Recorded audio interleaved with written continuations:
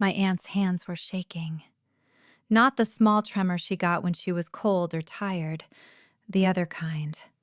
The kind that came from somewhere deeper, from the specific place in the body where fear lives when it has been living there a long time and has finally run out of room to hide.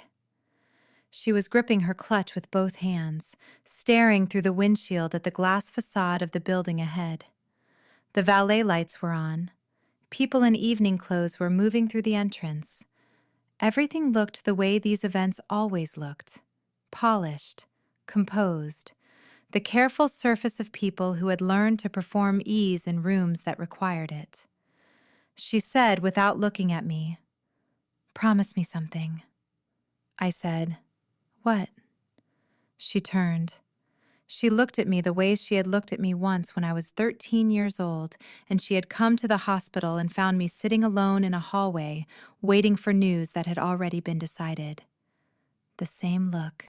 The one that meant she knew something I didn't, and was trying to decide how much of it I could hold. She said, "Don't let them know who you are." I almost laughed. I said, "What does that mean?" She said, "Please, just stay close to Daniel. Don't introduce yourself to anyone you don't already know. If someone asks, you're a guest of the company. That's all." I looked at her for a moment.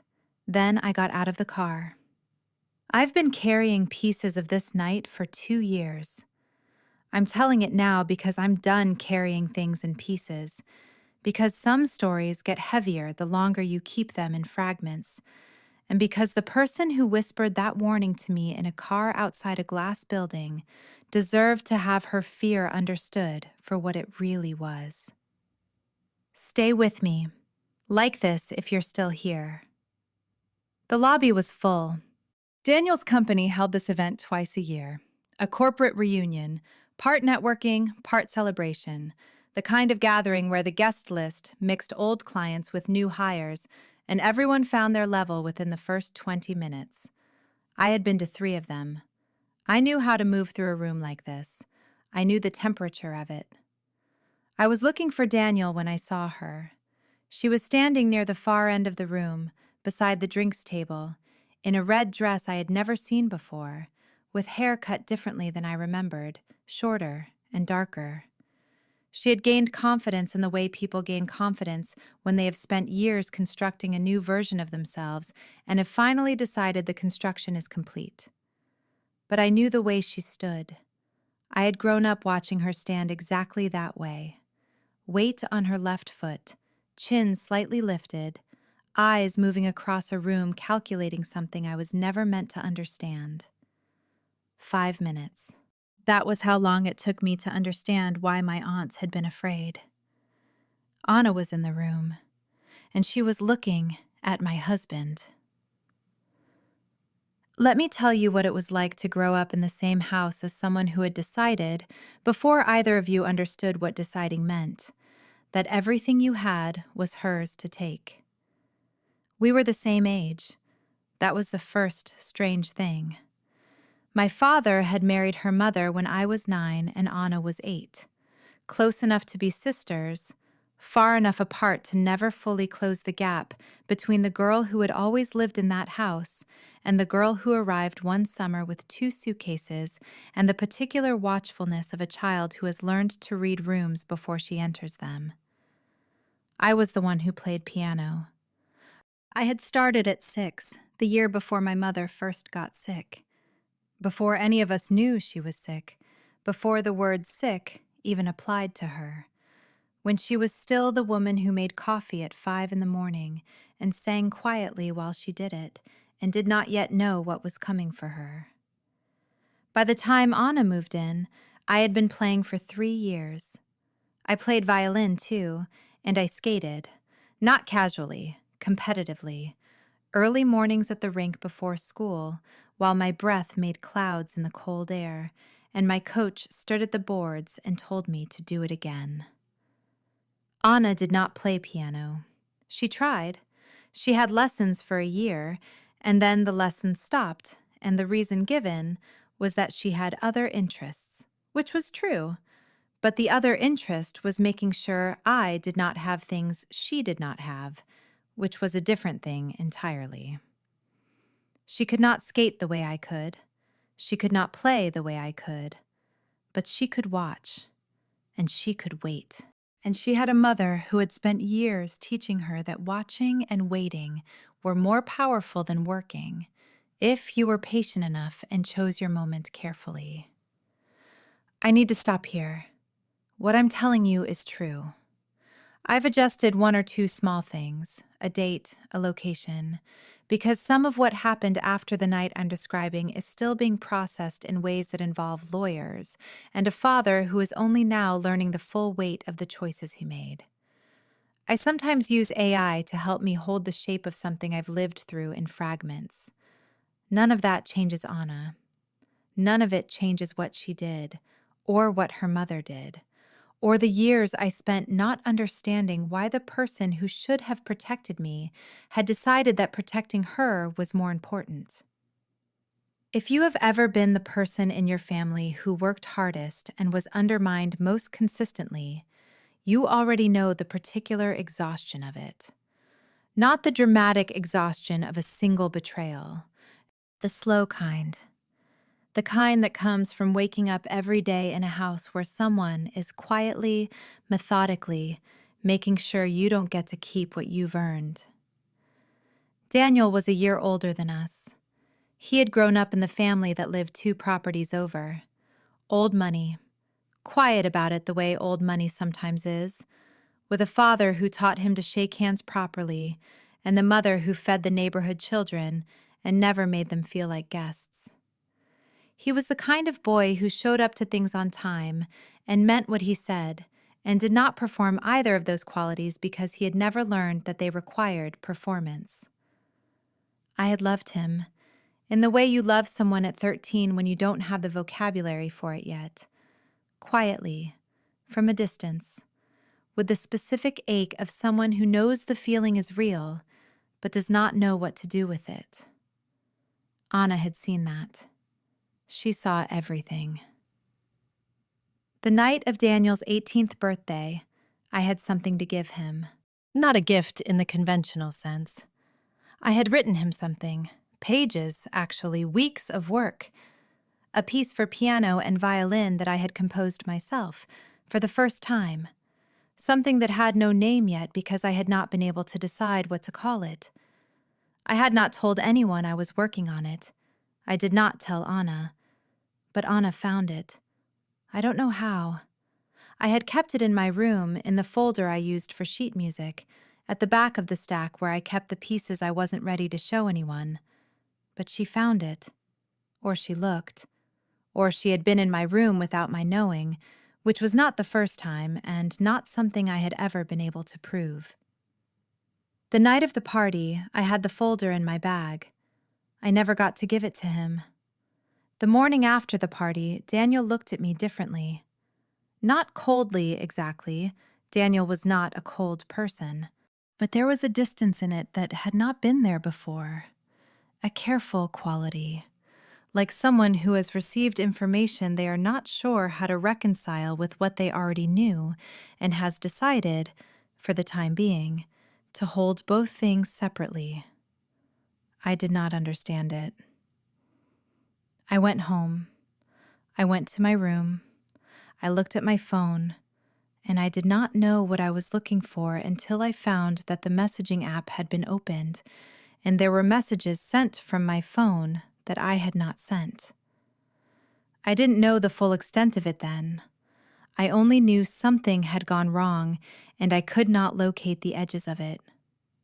I was 18 years old, and I had lost something I hadn't yet found the name for, and I did not understand why, and I would not understand why for another 2 years. Have you ever had the experience of losing something and not knowing what it was until it was already gone? I'm not asking for the simple version of that. I'm asking about the other kind, where the loss is real and present, and the shape of it is clear, but the reason for it stays hidden long enough that you start to wonder if you imagined the thing you lost. That was the next 2 years. I found out when I was 20, not from Anna, from a girl who had been at the party that night, a peripheral figure, someone I had not known well then and barely knew now, who contacted me out of nowhere with a screenshot she said she had kept because she had always felt guilty about knowing and never saying. The message Anna had sent from my phone to Daniel that night was short. It was enough. It told him, in what appeared to be my words, that I had been using him, that the piece of music had been a calculated gesture, not a genuine one, that I had been performing a feeling I didn't have to secure his attention for reasons that had nothing to do with caring about him. It was written in my vocabulary, with my sentence patterns, with the specific cadence of someone who had listened to me speak for years and had learned the texture of how I expressed myself well enough to imitate it. Daniel had believed it. Of course he had. It had come from my phone, in my words, on a night when I had not been beside him to contradict it. He had pulled away. He had been polite about it. Daniel was always polite, but polite in the way you are polite with someone you have decided to stop allowing closer. And I had spent 2 years not understanding why and blaming myself in the quiet, specific way you blame yourself when you cannot locate the actual source of a wound. And then I knew. And then, 6 years later, I was standing in a room watching Anna, with her new hair and her red dress and her compiled languages and her carefully constructed new surface, positioning herself beside the man she had spent years trying to take from me. She had been patient. She had waited.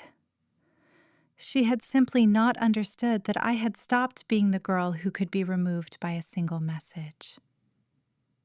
I found Daniel near the windows on the east side of the room. He was in the middle of a conversation with 2 people I recognized from his board. He saw me come toward him and did the thing he always did, broke off what he was saying mid-sentence, not rudely, with the specific attentiveness of someone for whom the arrival of a particular person takes precedence over whatever was happening before. I stood beside him. I did not say anything about Anna yet. I didn't need to. Because 40 seconds later, Daniel turned slightly to accept a drink from a passing tray, and in turning, he looked past me, toward the drinks table, and I watched his face. I watched it the way I had watched faces my whole life, carefully, from the side, the way you watch when you are looking for the truth of something rather than the performance of it. He looked at Anna. 1 second. 2. His face did not change in the way faces change when they are surprised. It changed in the way faces change when something they had hoped would stay buried has surfaced. A very specific stillness.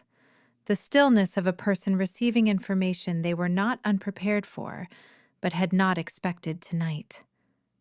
He recognized her.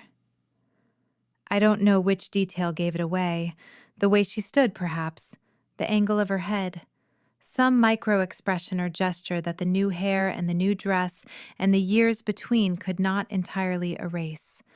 Whatever it was, he found it in those 2 seconds, and I watched him find it. Anna had not seen him look.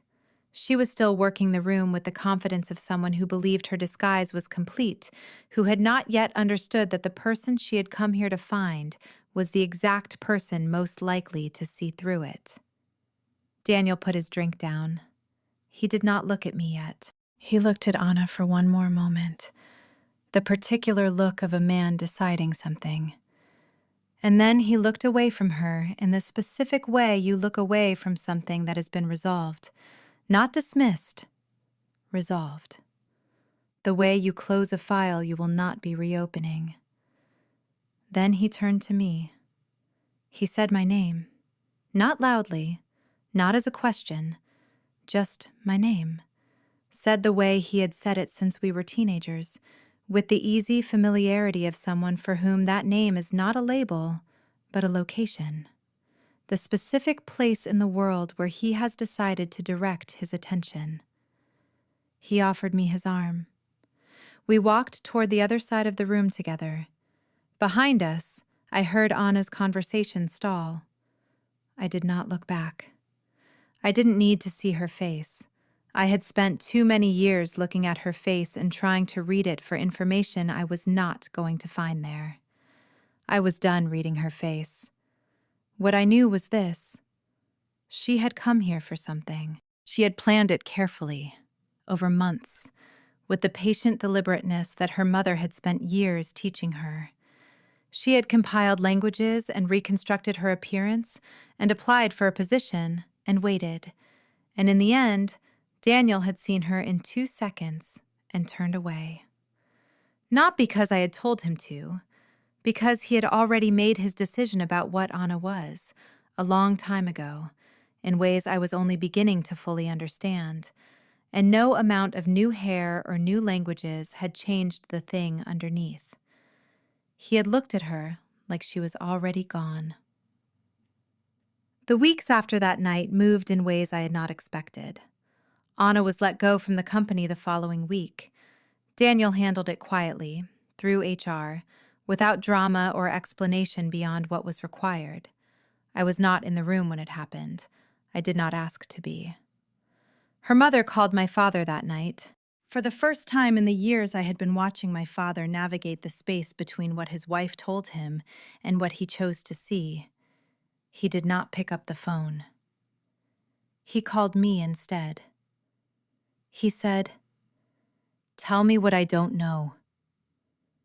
I told him. Not everything, not the parts that were still being confirmed, not the parts that required more time and more evidence than I had yet gathered, but enough. The tinyan, the years of pattern, the things I had watched and documented and carried because I had understood, even as a teenager, that the only power I was going to have in that house was the power of having paid attention. He was quiet for a long time after I finished. Then he said, "I've been in the wrong story." He said it the way people say things when they have finally located the sentence that fits the thing they have been trying to describe for years without the right words. I did not say anything. He said, "Your mother would have known from the beginning." He was right. My mother had known. I had been 13 when she died, not old enough to understand everything she had tried to tell me in the last year of her life, but old enough now to go back through those memories and read them with the comprehension I had not had then. She had known what was coming for our family. She had not known how to stop it. She had tried to make sure I would be able to stand when it arrived. She had been right about that, too.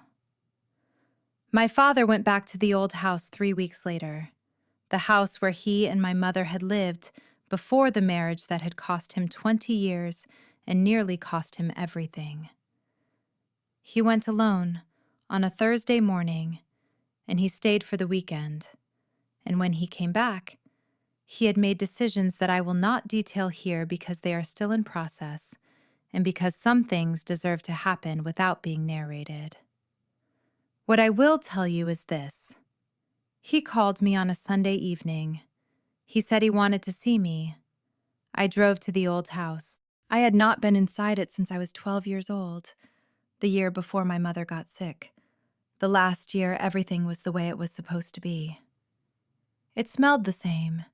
Old wood and the specific warmth of a house that has been heated by the same family for decades. And underneath that, faintly, the cedar of my mother's closet, which I had not expected and which stopped me in the doorway for a moment before I could continue. My father was in the sitting room. He stood when I came in. He looked older than I remembered him looking, and smaller, and more himself, more the person he had been before all of it, before the wrong story, before the years of managed distance that had passed between us while I was growing up and he was looking in the wrong direction. He said, "I'm sorry it took me this long." I looked at him. I said, "I know." We sat together for a while without talking much. The house was very quiet. Outside, the garden was going dormant for the season. The garden my mother had planted, that had not been tended properly in years and that would need work in the spring. I thought about what my aunt had whispered in the car that night outside the glass building. "Don't let them know who you are." She had been afraid of what I would find when I walked in. Afraid that seeing Anna in that room would undo something in me, some equilibrium I had built over years of not having answers, of carrying weight without knowing its full shape. She had not understood that I had been building toward that room my entire adult life. Not to confront Anna, not even to win, but to stand in a room where the truth was present and not be the one who looked away. The succulent on my mother's windowsill had been dead for years. Someone had left the pot. In the spring, I thought, I would plant something new in it. Not the same plant, something that knew how to grow in the light this window got.